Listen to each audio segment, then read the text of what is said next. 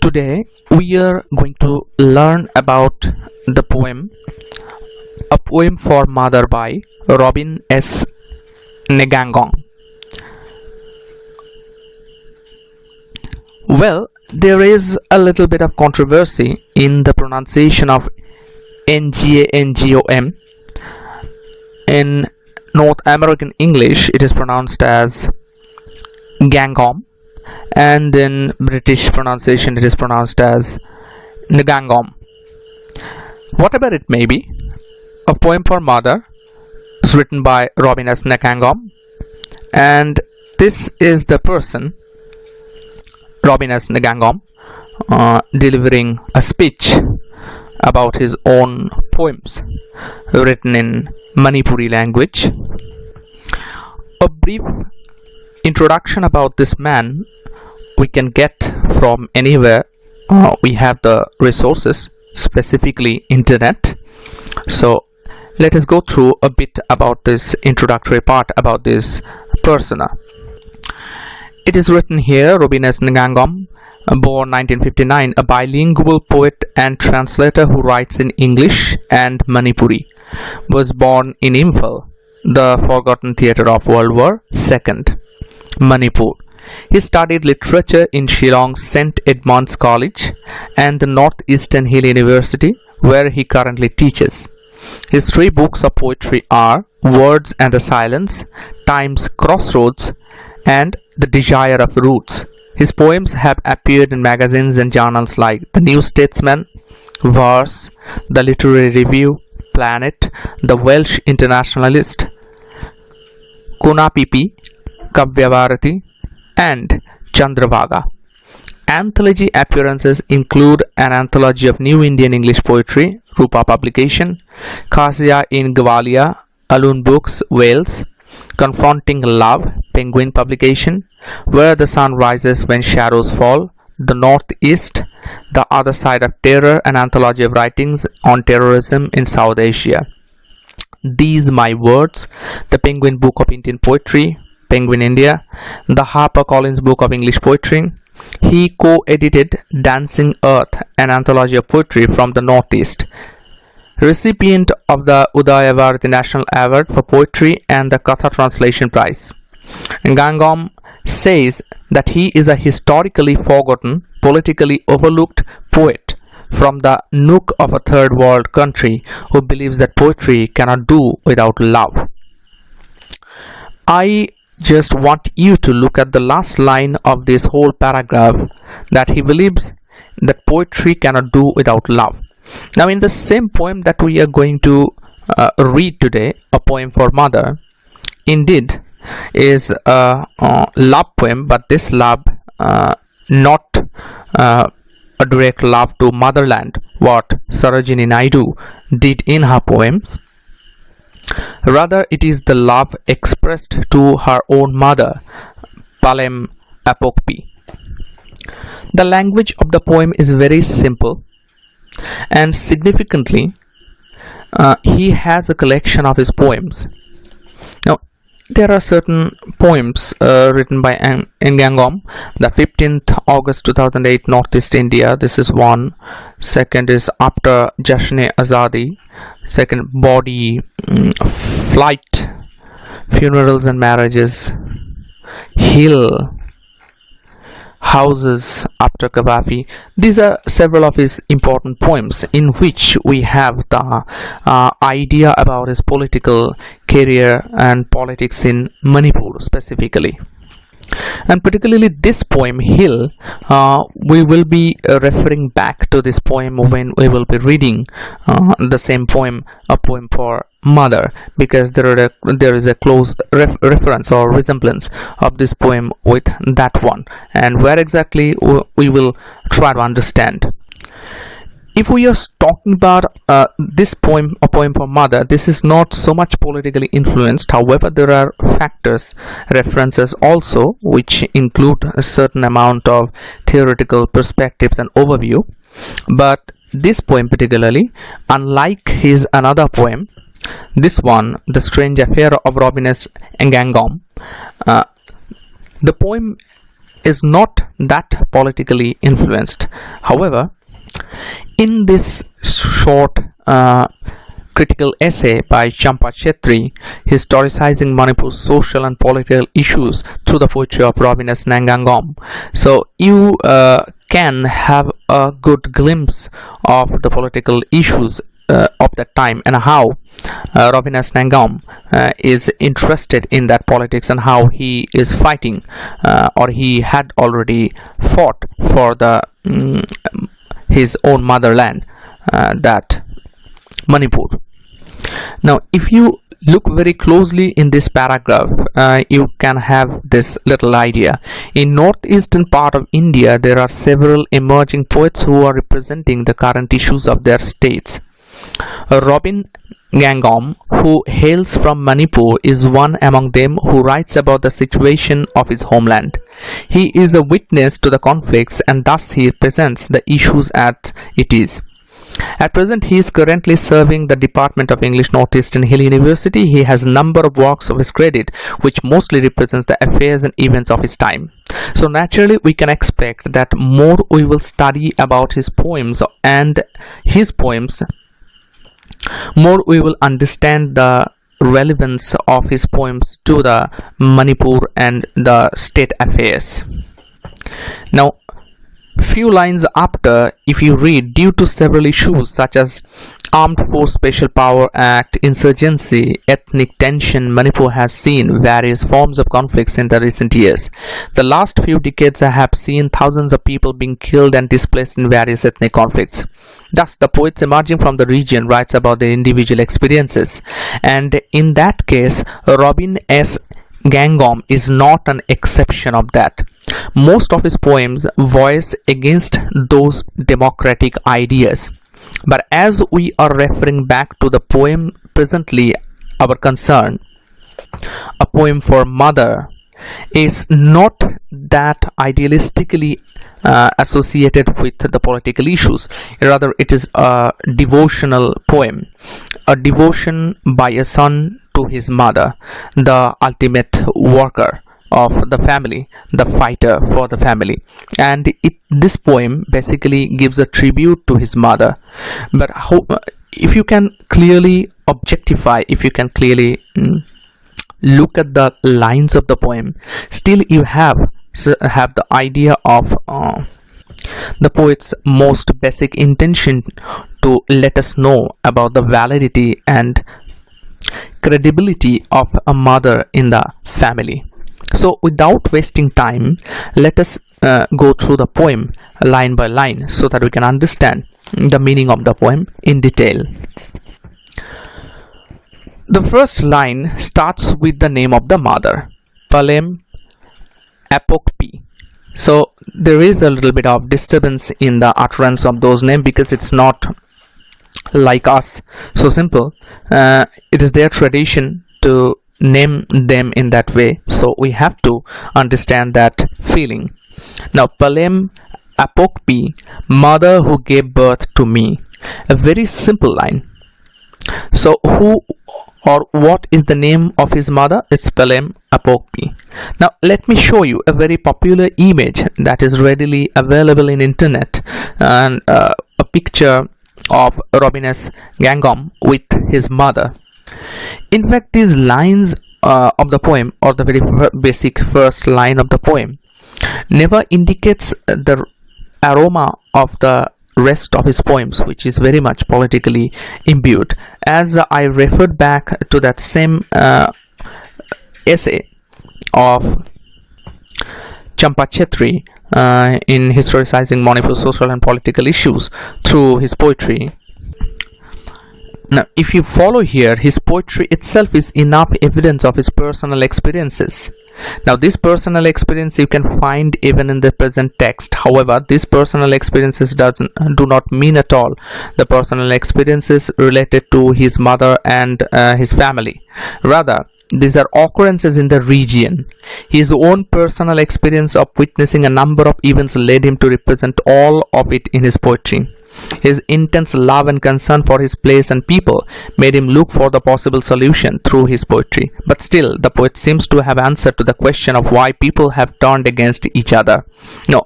So, naturally, these are the ideas which are very much reflected in his poems, and specifically the other poem of the syllabus, The Strange Affair of Robin S.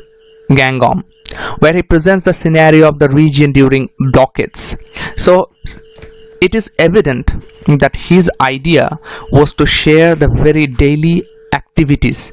The existence was at stake. Naturally, if the existence was at stake, people have to fight back, and the poet, with his duty bound nature, tries to focus that affair. Now, even here, as we can expect in this poem, a poem for mother, nothing like that happens. This is completely a different sort of poem, where you can find no such argumentative ideas, no such idealistic motivational objects, no such propagandas. Here, a plain devotion of a son to his mother is expressed. A son is writing a poem for his mother, for her hardship as she presented in the family. So, moving back to the poem, Polem Apokpi, mother who gave birth to me, to be a man how I hated leaving home 10 years ago. So, Polem Apokpi was the mother of the poet. Now, as I was talking about the picture, the ready-made image that we find in the internet, this one is the mother of the poet. This is the poet, and this one is his mother. So this picture is very frequent in internet, so everyone can access it. However, you don't need it because I have already here for you. So this was Polem Apokpi, and here, mother who gave birth to me. So she is the mother of the poet. Now, to be a man now, I hated leaving home 10 years ago. See that he is a man now, so he is mature, probably 18 years plus. Now he is saying it, this, I hated leaving home 10 years ago. So when I was a younger person, I really hated leaving home. 10 years ago means he is giving the description of his past memory. So this is also a poem dedicated to memory, a memory poem. Most of the writers have written these memory poems, and we have already in our syllabus one, Torodato's Casuarina tree is completely replete with old past memories. Exactly same thing is here, that the poet's memory is also lurking back, and he is remembering his 10 years ago event. And what was that event? To be a man now, I hated leaving home. So he wanted to stay in home. Now this staying at home suggests something else. The poet here is hated leaving home means he was an introvert. Now what is an introvert? In this chart you will get a constant differences between shy, introvert, extrovert, obnoxious. Now before coming to this, let us get a basic idea about introverts and extroverts. An introvert is like to be alone with their thoughts, like to talk things out with others, think things through before they speak, like to dive in immediately. So these 2 points, think about it. Like to be alone. So introvert is like to be alone with their thoughts. They do not want to share their thoughts with others. Extrovert is completely opposite. Think things through before they speak. So they are thinking any aspects before they are speaking. Thinking is deeper and more. Whereas an extrovert like to dive in immediately. He or she needs to speak immediately, get energized by being alone. So staying alone supports them. So they think that if I stay alone, it would give me an energy. get energized by being with others. Exactly opposite. Like advance notice of changes, like surprises, like to get feedback in private, like public acknowledgement. So these are basic factors, basic differences between introverts and extroverts. So the characteristics of introverts is similar with our poet. Now, as I was talking about this huge chart where a shy, introvert, extrovert, and obnoxious are given. So people shy, for a shy person, people make you anxious or nervous. To an introvert can be draining, need to recharge afterwards, and extrovert energizing. So with people, a shy people doesn't feel quite well. An introvert feel it is not good for their health. An extrovert is always getting energy from other people. So you can understand now. If you wish, you can really follow all these differences together, but the point we need is already made clear. So what is an introvert? So the poet was an introvert 10 years ago. So he hated leaving home, so he wanted to stay in home. Now these hills have grown on me. Now these hills have grown. Now before coming to this, the words very much suggest the words of this particular poem, hill. Whereas in the poem here he said that now these hills have grown on me. So hills have an effect upon him. Hills have a specific references or impact upon the person living there. Now as we are talking about this poem, hill, see that hill, you and I have seen only of evil since our birth. When I was torn from the universal womb, I echoed your silent cry. You have been curbed by time as I am. From your forests grow flutes, oracular drums and nymphs. The ancient ones still speak of the time when the gods, tired of the heavens, descended to earth and wished with sensual fingers and primeval clay molded you torso and breasts. They also scooped the clouds and poured them over cliffs to fashion your silver hair. So the hill was supposed to be a woman figure for the poet. Now, as these hills have a greater impact upon him, he is very much expressive about that. Now, as in this poem hill, as we can find here, the sensualism is very much expressed, but you can never find that kind of sensualism here. Only a general assertion, a better statement with this, that now these hills have grown on me. So hills literally had an effect upon the poet. The poet couldn't escape the hills. Hills have already or had already embedded in his veins, in his blood. So, but I'm still your painfully shy son with a ravenous appetite. Interestingly, these lines are not that difficult to understand because here is a plain statement, but I'm still your painfully shy son. Just we had finished the meaning of shy previously. A few seconds ago I have presented a chart where you had the differences between or among shy and introvert, extrovert, and obnoxious. There you had this idea of who is called a shy. So he termed himself a shy because he hated leaving home 10 years ago. He hated, it suggests that it was intentional, and therefore he was very much shy. Now why painfully shy son? This adjective, I'm still your painfully shy son with a ravenous appetite. I'm coming to this point later. A ravenous appetite painfully suggests that despite, perhaps this is one meaning, despite the mother's enormous amount of try, the son remained same. Perhaps that is why it was painful for the mother, because he remained shy and he was not an extrovert at all, and that was perhaps a painful aspect for the mother as well as for the son, because the son now understood the fact, because he couldn't give it in a better way of expression, but he termed it as painful. Now this painfully shy son with a ravenous appetite. See, ravenous, we understand ravenous means greedy or very hungry, eager for satisfaction. Synonym: starved, famished, voracious, wolfish. Exercising vigorously for several hours gives me a ravenous appetite. So appetite is always associated with ravenous. Now the last part, the eager for satisfaction. This satisfaction is also called a sexual gratification, sexual satisfaction. As I was talking about the sensualism in the poem, though this is not very much associated with it, however, a little bit of sensualism we can find.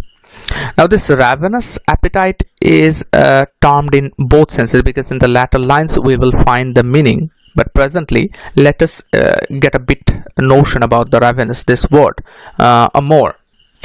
This is one, the synonym of ravenous is voracious, so you can imagine from the picture what does it signify. The ravenous or voracious, I'm starving, so I'm gonna eat this huge amount of mountain-like burger.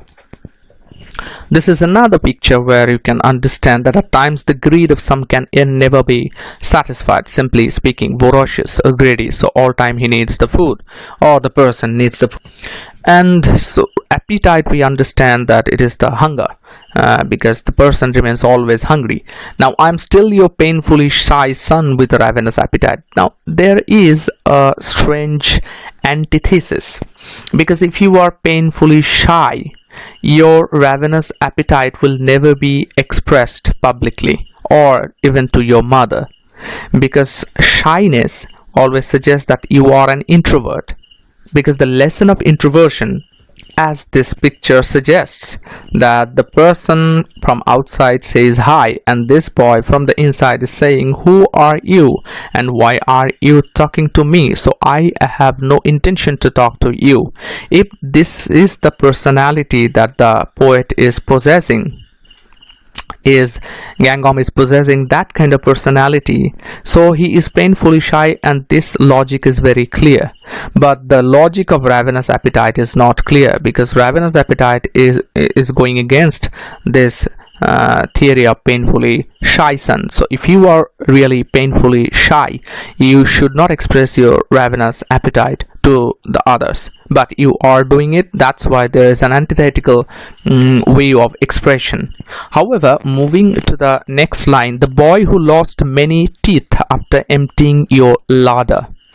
Now because we are talking about this sexual connotation a bit, the poet makes it clear there was no such sexual connotation, but we are still remain unclear, because the latter lines will have something for you. Now here, the boy who lost many teeth, so from the very childhood he was very much ravenous, possessing the appetite in a ravenous way. So he lost many teeth after emptying your larder. Now what is larder? This is the picture of a larder, where in a kitchen you store the foods in a place, and that place is called a larder. Or here is another picture of a larder, so storing the food. Now the poet is taking the food from there. So basically he was not that introvert in the family. So this introvert person in the family get mixed up, so he had this advanced capacity to steal from the mom's larder, and therefore he lost many of his teeth. So naturally it was not that kind of introvert capacities or characteristic feature what he spoke earlier in the first two lines, that I hated leaving home 10 years ago. So the boy who lost many teeth after emptying your larder. So the boy, that means the poet Romanes Ngangom, lost the tooth or teeth because of emptying his mother's larder, the place where the foods were stored. And I'm also your dreamy-eyed lad who gave you difficult times during his school days. So I'm also your dreamy-eyed lad. Lad, we understand a young lad. That means maybe a teenager, maybe a young person is called lad. So he was his mother's dreamy-eyed lad. Now let me show you what is called a dreamy-eyed person. Now, do you remember this person of Pakistan? Now he is that Pakistani chaiwala. His name is Arshad Khan. When he was photographed very casually, he was 18 years old and he was turned to be a model overnight. Now his fame came because of his dreamy eyes, as internet also suggests that these bluish eyes are called the dreamy eyes. So the speaker, or the poet with ravenous appetite, who had lost many teeth after emptying his mom's larder and possessing a dreamy eye, he gave her mother difficult times during his school days. Now everybody thinks in that way, that during my school days I gave maximum difficulties to my mother.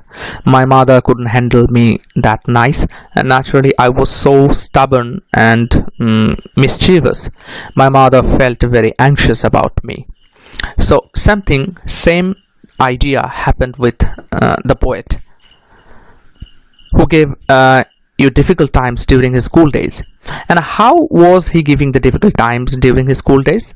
Romancing every girl he wanted, even when he still wore half pants. Now think about this little boy who hated leaving home 10 years ago. He, who was an introvert, during his school days, he continued his romances with every girl he wanted, even when he still wore half pants.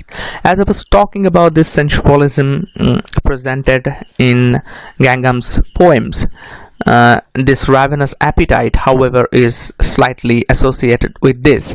Now if you want to know more about it, the sensualism in Ngangom's poems, you may read this essay by Dr. Lahimani Mili.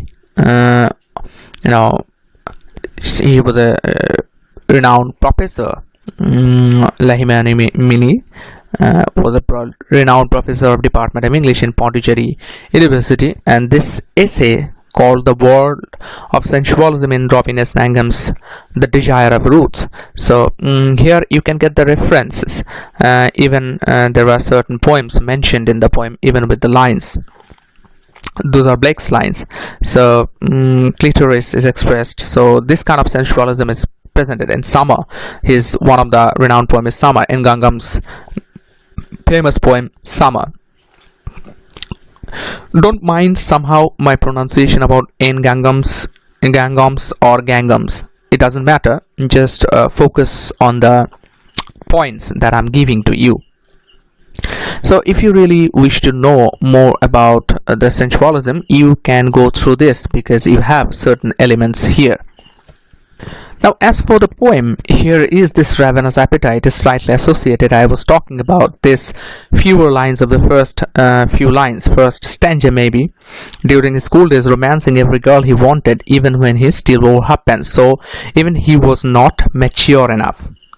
So he had these relations earlier, premature relationships, and in his immature age he had developed so many relationships. He called them romancing, and because of this romance he gave trouble to his mother, and he accepted that. Right now he confessed it about all those factors or matters he had already committed. Now in this autobiographical memory, you need to understand first of what is called an autobiographical memory. Now an autobiographical memory suggests that our recollections of circumstances and episodes from our own life, at what Ngangom is doing in the poem, encompass episodic memories about ourselves. Episodic memory, as you can find here, that each episode is giving a newer dimension to the lives of both the mother and the son. There is an example. We tend to forget information about our past that is incompatible with the way in which we currently see ourselves. So college students forget their bad grades but remember the good ones. So this is the autobiographical memory all about. Or you can follow here the SEM, that autobiographical memory, a memory system consisting of episodes recollected from an individual's life based on a combination of episodic personal experiences and specific objects, people and events experienced at particular time and place. And semantic, general knowledge and facts about the world memory. So both semantic memory and there is episodic memory. Episodic and semantic memory are combined with them. Exactly same happened here. This autobiographical memory is expressed or memories are expressed episode after episode in these lines. Now in yes, you readily can compare with our Casuary in a Tree by Toru Dotto, where you have the same episodic memory, autobiographical memories replete from the beginning of the poem. So you can rarely associate that poem with this one or make a comparison or similarity between these two poems. So let us move on to the next lines of the poem. Now if you wish to get a tension from the beginning of the poem, the tension is here that Palem Apok's son, Robin S. Ngangom, who was very shy or introvert at the beginning, it was literally not possible for that kind of a shy person who made romances in his school days when he still wore half pants. So there is a dichotomy, there is a difference between these two ideas, because these two ideas do not coexist. If he hated leaving home 10 years ago, and definitely because 10 years ago he still wore half pants, maybe he wore half pants, so he was little then.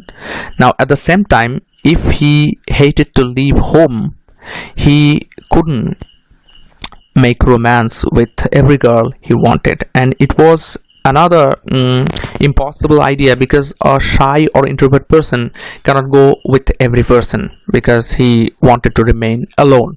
So that kind of personality was possessed by the poet Robin S. Ngangom. However, at the end of the first stanza he said something else, and that was completely like an extrovert. He made something in his life, and those affairs, those romances or those incidents literally created nuances in his mother's life. So what he confessed, that I'm also your dreamy-eyed lad who gave you difficult times during his school days. So a mother always reflected the progress, and he never let anyone else to understand about her difficulties, her movements, her sorrows or sadness. So if we, well, it is not a very good idea to express the concept of a mother. Still, for the sake of literature, if we still have an idea about the mother, I just find a piece to share. This one, mother, a person who does the work of 20 for free. I like this concept because a mother is like that kind of personality. She doesn't really let her express about her own difficulties, because a mother who loves unconditionally, leads by example and puts others before herself. Now Ngangom's idea was almost like that, the same.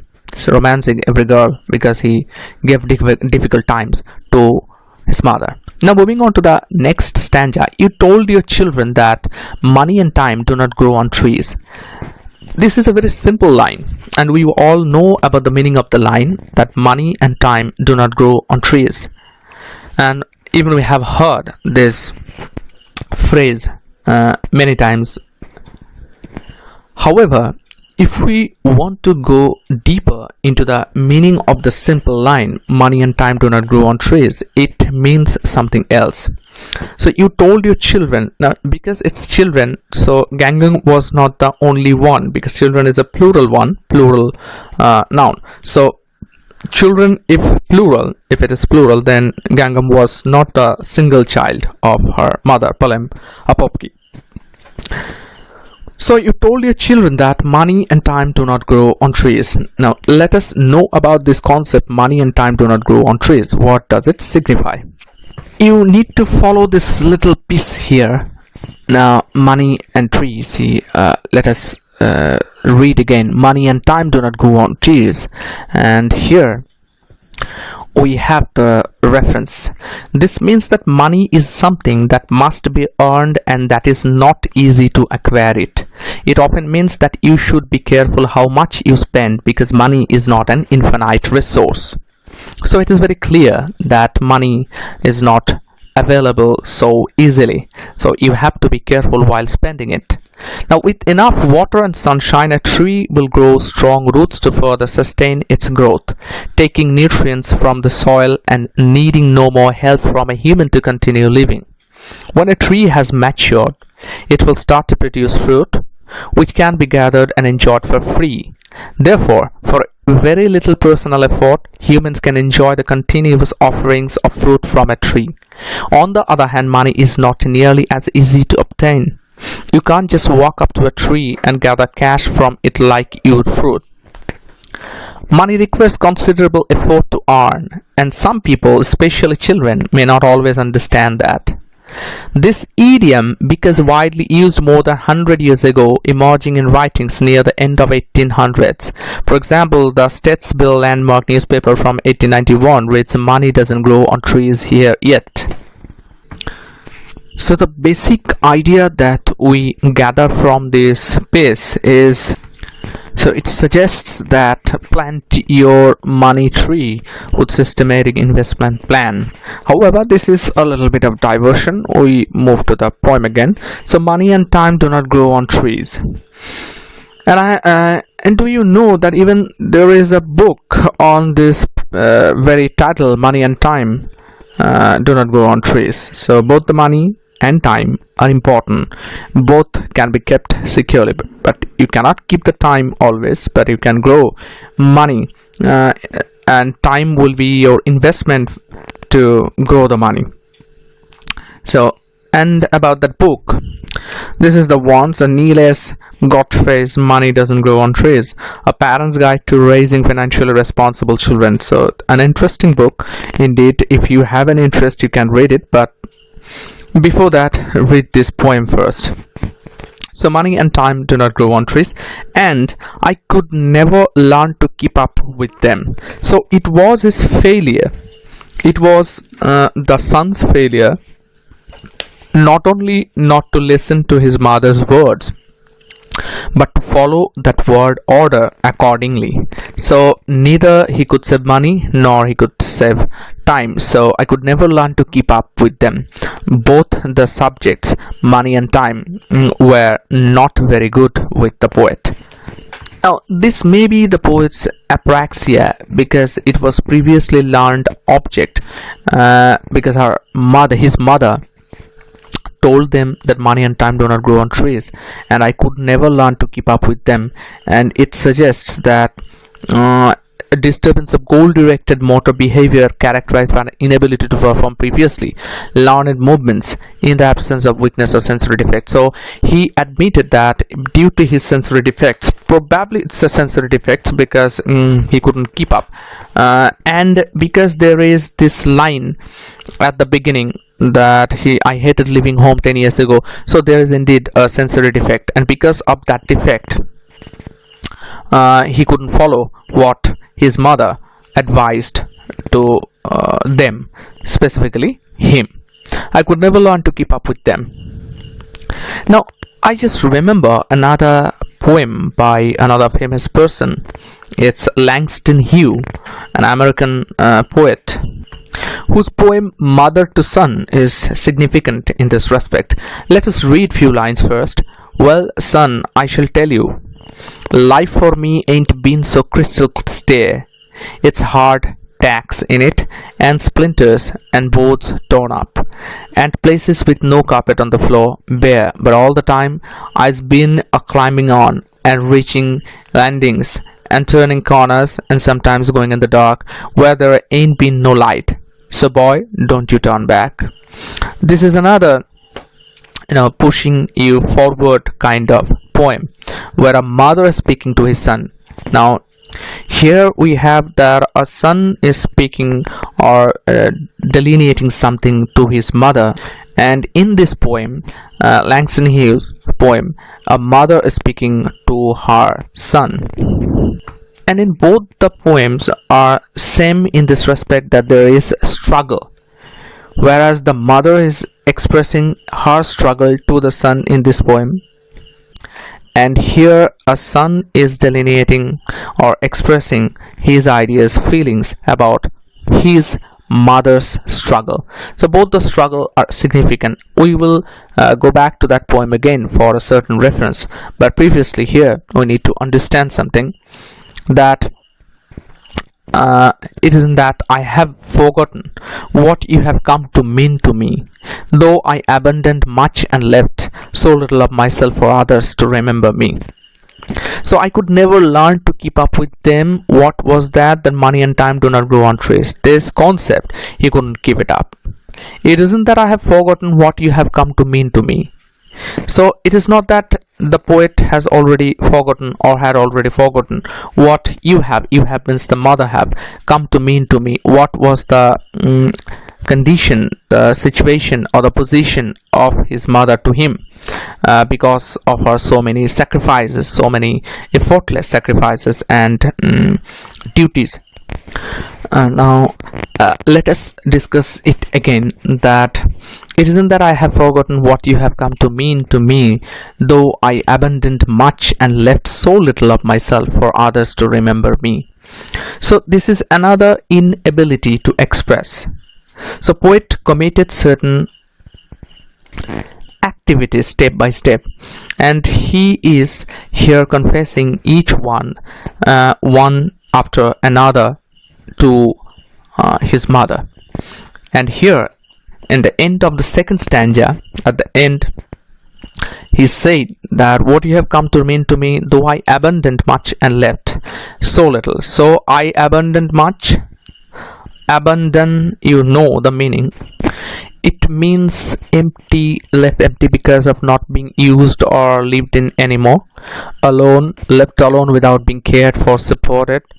Unrestrained, without restraint or self-control. Even you have the image of this house. This is an abandoned house, so left alone. Now in this poem here it says, though I abandoned much. So he had left much. He probably was not with the connection of his family due to politics or due to such kind of factors, and left so little of myself for others to remember me. So he didn't give time for the family. Now it was another wish that he is hoping that he would be there for the family. So he was not there when in time of need, and it was his anxiety, it was his great loss as he's thinking right now, because the poet is so helpless. He's feeling so helpless, and that is the reason why he's saying that I abandoned much and left so little of myself for others to remember me. So I always remained busy with my works, with my politics, with my other necessary ideas, and what I didn't care about, it is about you, mother. It is about the family that you cared for. It is about that same family who what you have reared so far. So it was the loss that he's feeling right now. Now the same kind of loss, the feeling of loss, you can have actually in Our Casualty in a Tree by Toru Dotto. There also the poetess felt very sorry because of the loss, Abu and Arju. So it wasn't that easy that people will remember him because what he had done, as he is now feeling very uncomfortable to express to his mother that I abandoned much and left so little of myself for others to remember me. So it was not anything that I did worth remembering. So why do you people remember me? Because I didn't do anything at all, and that was the reason why I'm now crying in front of you, mother. So I'm trying to give you something peaceful. I'm trying to make you comfortable right now, but probably it was too late, and that is why it was a sensible poem to express the wayward son's apology to his mother. This phrase that I wish I could see you soon, I wish I could join the basketball team, or I wish we could fly. So to talk about a personal wishes, especially with an underlying meaning, be able to. This is the expression that was used by the poet.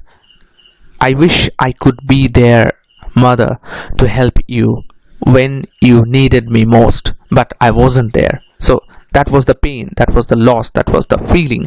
Very sad feeling is expressed in these lines. Now the next stanza, I know how you work your fingers to the bone. Now there is one idiom that you find, money and time do not grow on trees. This is another, I know how you work your fingers to the bone. Work your fingers to the bone. And now let us try to understand first the meaning of this phrase.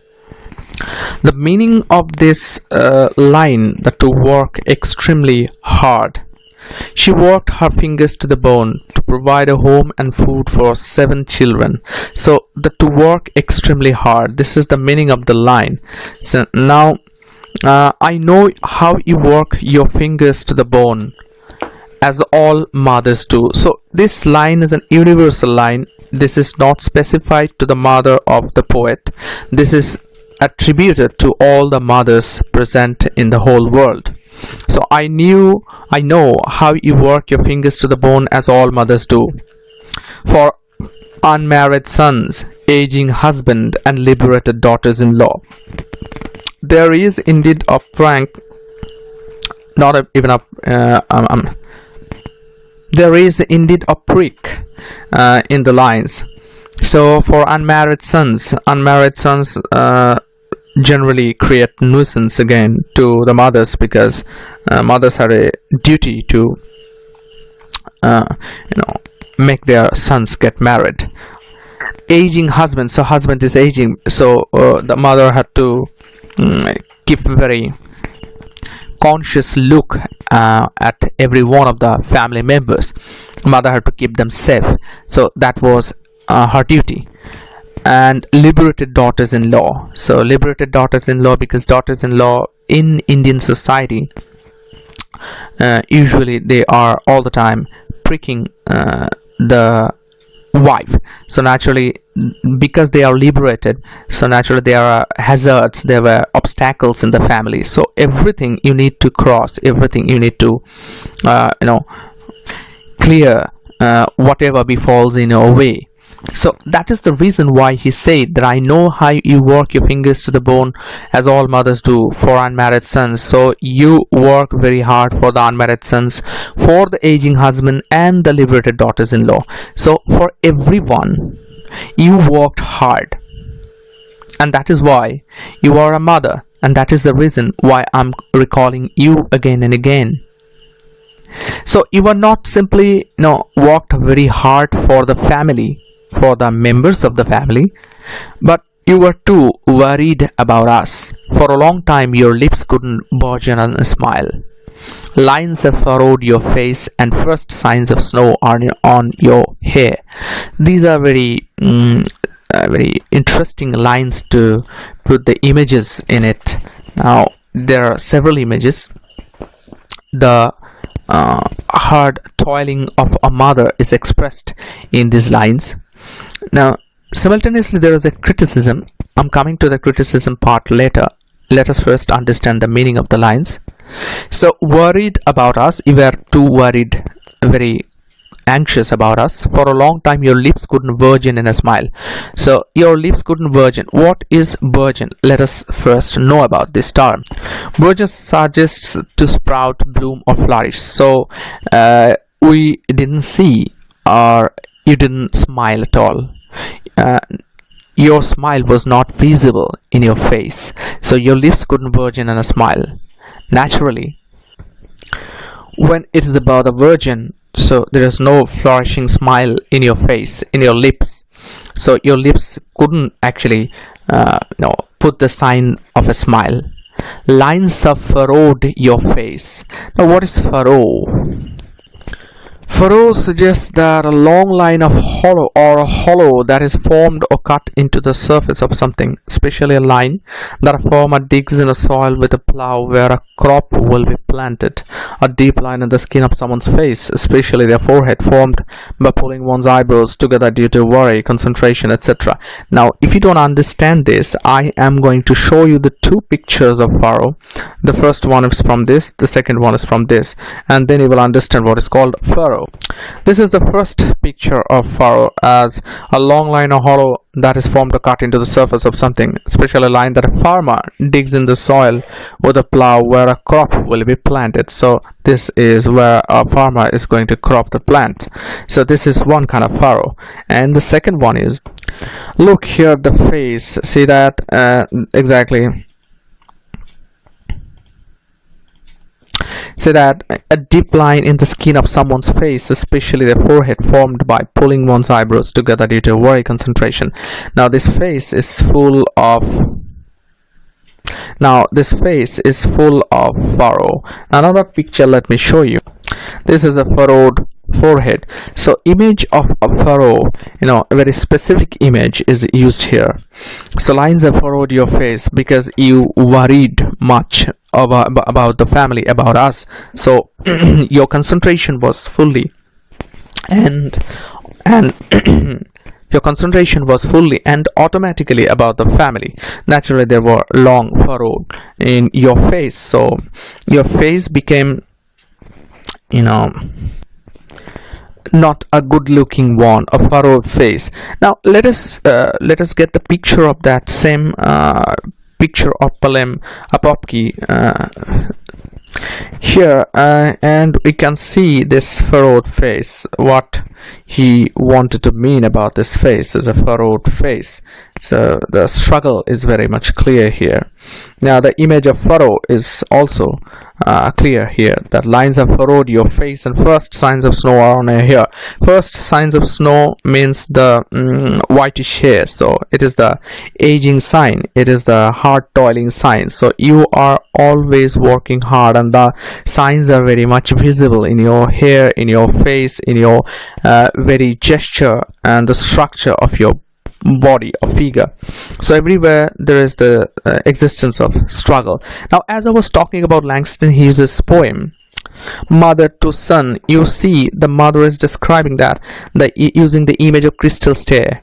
Life for me ain't seem no crystal stair. This image of crystal stair, so that you can easily move up or walk on. It's hard tacks in it and splinters and boards torn up. So this is not at all a crystal stair. It is very difficult road to tread on. At places with no carpet on the floor, bare. But all the time us been a climbing on and reaching landings and turning corners and sometimes going in the dark where there ain't been so light. No boy, don't you turn back. Don't you sit down on the steps, cause you finds it's kinda hard. Don't you fall now, for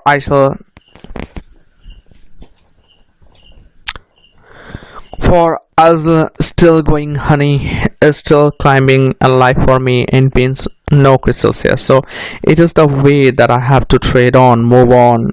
I shouldn't stop, just like me, you shouldn't stop.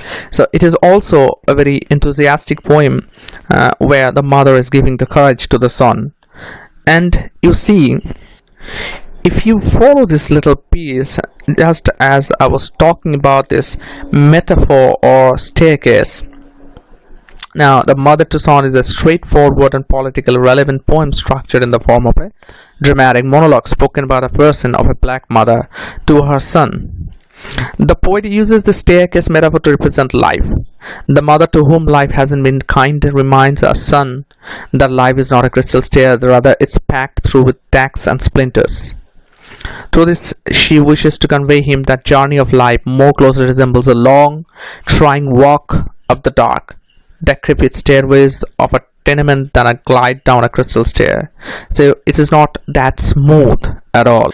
Now the same idea happens here, where the son himself understands about that relevance of his mother's hard and fast try to survive in the family and with the family, to make a better family, to care about the every person she was living with. So this is the stanza. It means that your lips couldn't burgeon in a smile, lines have furrowed your face, and first signs of snow are on your hair. So you are becoming aged, or you became aged. It's because of the workload. So you were my mother, and you did it all for the sake of the family, for the sake of me, for the sake of your children. And the description continues in the next stanza. Even today, as on every day, you must have risen with temple bells before cockcrow, swept the floors, and after the sacred bath, cooked for the remainder of us. So today, as on every day, you must have risen with temple bells before cockcrow. So it was your hard toil again that you did for your family these activities regularly, and it was becoming your habit. It became your habit on that way. So as on every day you must have risen with temple bells. So temple bells was like an alarm. It was not the modern day where you can set your alarm on your mobile phone or on an alarm clock. It was the temple bells. So it was natural, it was very rustic, and she did it in that rustic atmosphere, listening to the temple bells as the alarm before cock crow. So cock crowing is a very simple sign of breaking the dawn. Swept the floors, and sweeping the floors in order to clean the floors, and after the sacred bath. So before cooking, after the sacred bath, cooked for the remainder of us. Before cooking, she used to take a bath and cook for the remainder of us. Now we need to know this word, the meaning of this word, the remainder.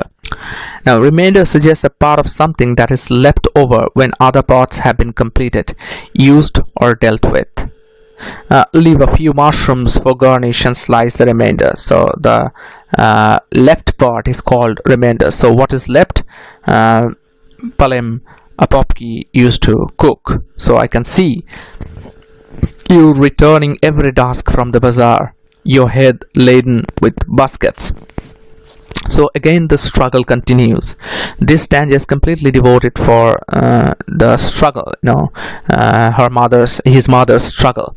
Now, so I can see you returning every dusk from the bazaar, your head laden with baskets. Now laden with baskets, you see there are a load of baskets, something like this, the load of baskets, or something like that, this load of baskets. So it was the same struggle that she continued till her aging life. So the son is now regretting, the son is now feeling very sad. And as we know about that, the meaning of regret, when it is used as a noun, it refers to a feeling of sadness, sorrow, or disappointment over something that has happened or has been done. So what has been done, he is now regretting.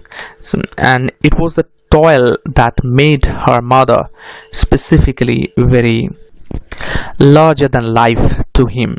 The poet thinks his mother as someone who has the larger than life, someone who is basically larger than life character. And all of a sudden this sentence, must you end toiling forever? So basically it means you must end toiling forever. Now this toil she has to continue till to her death. Now this reminds us something, isn't it? It reminds of myth of Sisyphus, that it is a continuous struggle to roll off the rock to the up, and again the rock rolls down and Sisyphus has to take it again. Now if you don't know about it, let us move to that fact and just get an explanation about that, how Sisyphus, the myth of Sisyphus, Albert Camus' myth of Sisyphus is associated with it. Now it is Camus' lines in the myth of Sisyphus, published in 1942, an essay, very significant essay. This is Sisyphus and this is the rolling of stone. The struggle itself is enough to fill a man's heart. Albert Camus. So the struggle itself is enough to fill a man's heart. And what Robin S. Ngangom described in his poem, same is somehow applicable in this essay of Albert Camus, The Myth of Sisyphus. Now here you can have an idea about that myth of Sisyphus. Now what is written here, Sisyphus is probably more famous for his punishment in the underworld than that for what he did in his life. According to the Greek myth, Sisyphus is condemned to roll a rock up to the top of a mountain, only to have the rock roll back down to the bottom every time he reaches the top. So the language is very clear. I don't need to explain these lines. The gods were wise, Camus suggests, in perceiving that an eternity of futile labor is a hideous punishment. So it is futile basically. It is why it is futile, because the moment Sisyphus roll a rock up to the top of a mountain, and the rock roll back down to the bottom every time he reaches the top. So it is basically a futile labor, and this is the hideous punishment. Now just from here, if we turn back to the poem, in the poem the poet also says about the same thing. The poet didn't learn anything, so it was a futile labor for him. His mother did a futile labor for him because he still didn't learn the ways. Because here in the second stanza he said that he told your children that money and time do not grow on trees, and I could never learn to keep up with them. So it was for Palem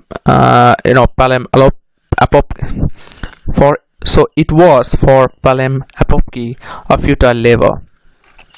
Moreover, it is the same futility which hits the poet more and more to confess about whatever he had done so far. Now, as we return back to the myth of Sisyphus, there is a reason, the explanation why Sisyphus came to earn his punishment in the underworld. According to one story, Zeus carried off Aegina, a mortal woman who was the daughter of Aesopus. Sisyphus witnessed this kidnapping in his home city of Corinth. Sisyphus agreed to inform Aesopus as who had kidnapped Aegina if Aesopus would give the citadel at Corinth a fresh water spring. In making this deal and bearing witness against Zeus, Sisyphus earned the wrath of the gods. So this is the basic idea. Now if you want to connect the myth of Sisyphus with the mother, Ngangom's mother, Palem Apopki, so you need to explain these together with the textual references. Now here is a bit more a reference to the myth of Sisyphus, because Sisyphus is an allegory too. Now what part is necessary here? I need to focus here. Camus says that Sisyphus is happy, and he should be happy because he has accepted the punishment given to him. When he is on the bottom, he has a hope that he will reach on the top. Even for a second he is on the top of the hill and looks up and smiles. It is his movement of happiness and scorn to the fate maker. He also suggests us that we should be hopeful of getting happiness, but happiness is always momentary. He says that we should try to make our own fate and should try to make our own fate. There is a repetition, and should hear the fate maker. Therefore he says that there is no fate that cannot be surmounted by scorn. So you cannot overcome any fate by your hatred. He even says that there is no sun without shadow or happiness, and absurdity are the two sons of the same Mother Earth. Basically what it means, that you must be happy. So did Palem Apopki.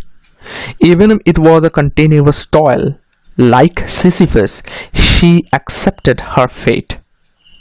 She accepted because she hadn't any other choice. And the son, now an aged person, understood what his mother did to his family and to him.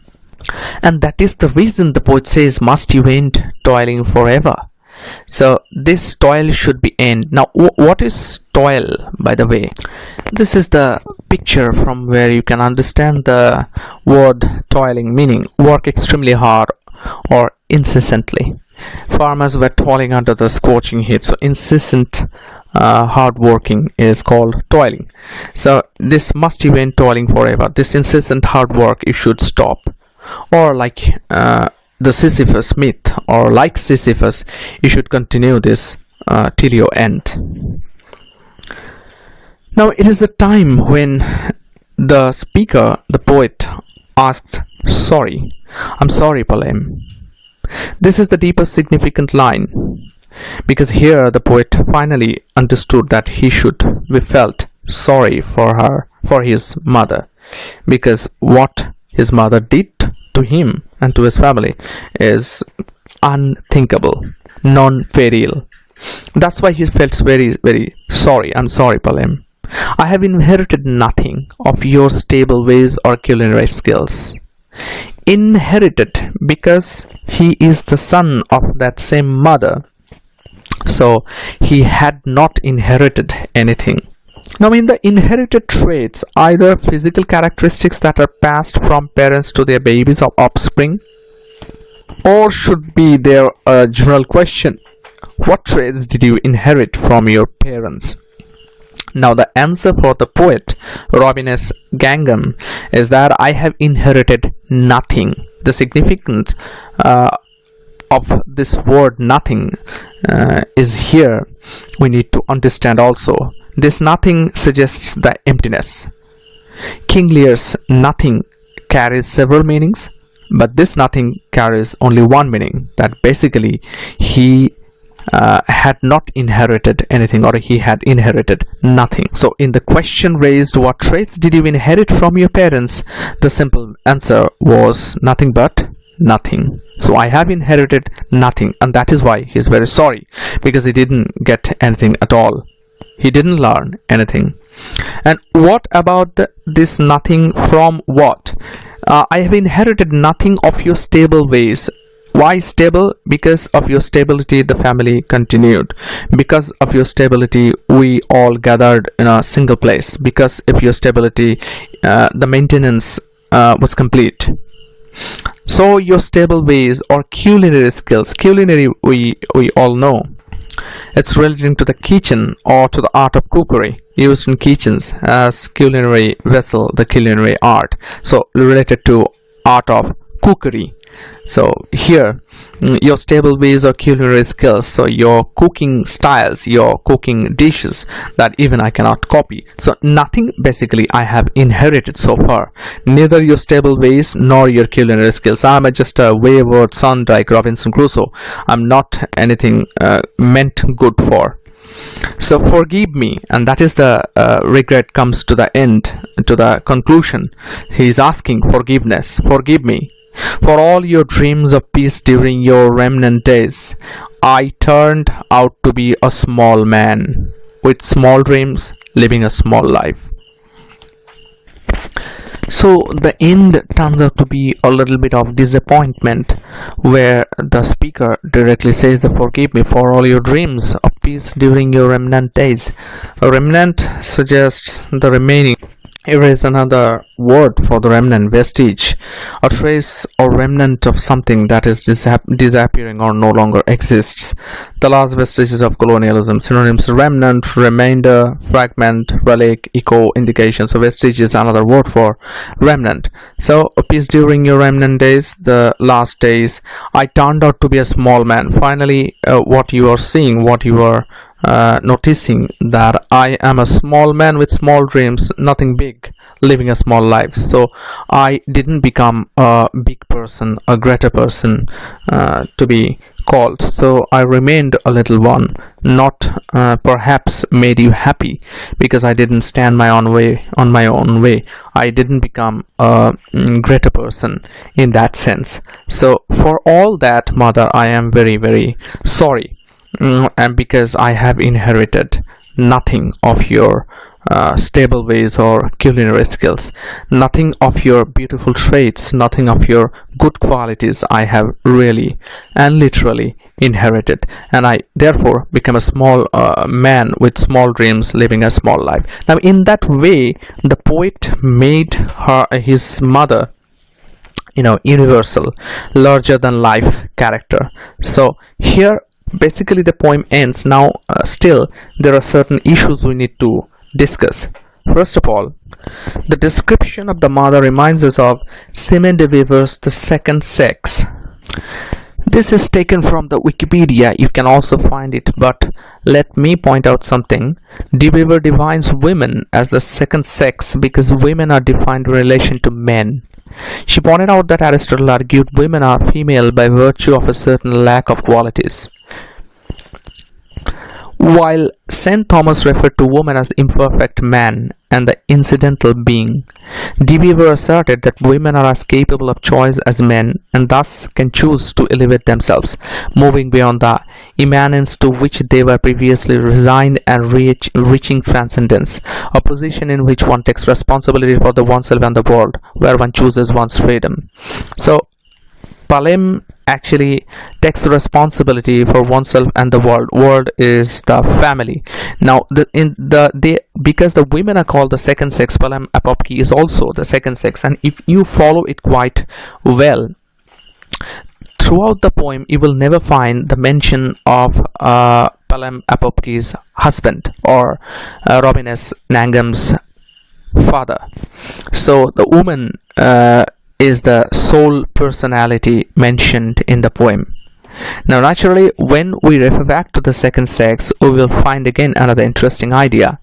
In the chapter Woman, Myth and Reality of the Second Sex, De Beauvoir argued that men had made women the other in society by application of a false aura of mystery around them. She argued that men used this as an excuse not to understand women of their problems and not to help them, and that this stereotyping was always done in societies by the group higher in the hierarchy to the group lower in the hierarchy. She wrote that a similar kind of oppression by hierarchy also happened in other categories of identities such as race, class and religion, but she claimed that it was nowhere more true than with gender, in which men stereotyped women and used it as an excuse to organize society into a patriarchy. So stereotyping women, again throughout the poem you will find that Palem Apopki is doing certain things which should be done by a female, and nowhere in the poem there is a protest that why mother, why should you do it. Okay, in one line at the end he said, must you end toiling forever. Now if it is so, why does the poet think it right now? Why not earlier? So it is a kind of pointing out the same patriarchal effect which Simone de Beauvoir pointed out long ago, that Palem Apopki is that same mother, is the same female who worked hard and harder and hardest for her family to stand. It is she, according to the poet, who had the beautiful stable ways and culinary skills. If you look again carefully, see that stable ways, a woman has to stand for everything, and the woman basically has the culinary skills. So she is a perfect woman, not a human being. This criticism is here. Now we can understand that Palem Apopki was a brilliant woman, but she was not a human being. If she would be a human being, her treatment would be different. So the son, Robin S. Ngangom, presented the mother in an elevated way, in a sublime way, there is no doubt about it, but she in the end remained a woman after all, not a human being. So trying to elevate the mother into a position of a human being would be a better idea, as I can imagine. But throughout the poem the descriptions suggest that her mother was good enough in culinary skills, good enough in restoring the household affairs, and therefore there is indeed another indication that if you study the poem in the light of feminism, feminist point of view, and because the poem is written about a female, the mother. So we should not do anything against the motherhood. So as a mother, she was great. She had beautiful skills, excellent personality, excellent way of holding things tight and together. Eventually she remained a mother. Eventually she remained a woman. And what kind of woman she is, this reminds us about another concept of Sandra Gilbert and Susan Goober's Mad Woman in the Attic, where this text specifically examines Jane Austen, Mary Shelley, Charlotte and Emily Bronte, George Eliot, Elizabeth Barrett Browning, Christian Rosen and Emily Dickinson, and about their works. It is basically about the two stereotypes of female. One is angel, another is monster. So Pelham Apopki is definitely the angel type. Now, there was a struggle which they argue stemmed from a male writer's tendencies to categorize female characters as either pure angelic women or rebellious, unkempt mad women. Now, Pelham Apopki no doubt is a pure angelic female. Now, this characteristic feature is present in the poem as well as in the personality and characteristic of the mother. So basically, when you try to read the poem, read it in that light too, so that you have a concept of a complete poem. You have the concept of a different notions, different ideas, not only a simple meaning of the poem. The poem basically deals with the mother and son relationship and the son's regret to his mother, but it gives a lot more about it. It gives a lot more about the nature of the poem. It gives a lot more about the feministic point of view. And I'm not dealing with here the post-colonial feminism or Marxist feminism. It will take a longer period of time. So if you have problems, you can contact me directly if you need those answers. If you need any ideas beyond what I have already discussed, please contact me or comment did you really like it or not, because this will make me somehow improvised to make something better for you. Thank you.